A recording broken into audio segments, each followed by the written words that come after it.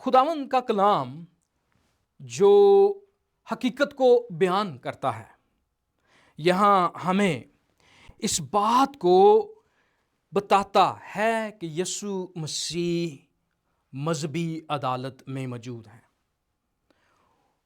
اس پر تین مختلف چیزیں ہم دیکھتے ہیں۔ پہلی، جھوٹی گواہیاں۔ دوسرا، سردار کاہن کا سوال، کیا تو خدا کا بیٹا ہے؟ تیسرا، مسیح کا انکار اس کے شاگرد کے وسیلہ سے۔ اور یہ بات آپ کو یاد ہوگی، ہم نے بار بار کہی کہ مرکز کی انجیل اس کے ہمیں 8ویں باب کی 31 آیت میں مسیح یسوع نے واضح طور پر فرما دیا تھا۔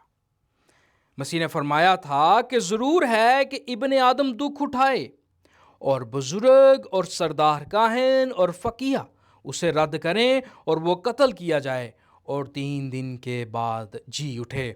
اور دوسرے حوالوں میں بھی ہم اسی وعدے کو مسیح نے تقریباً 3 سے 4 دفعہ اس بات کو 8ویں باب سے لے کر 14ویں باب تک دہرایا۔ اور نہ ہی صرف مسیح یسوع نے اس کو دہرایا، بلکہ 700 سال پہلے یسایہ نبی نے اپنے 53 باب میں فرما دیا تھا کہ وہ آدمیوں میں حقیر و مردود، مرد غمناک اور رنج کا آشنا تھا۔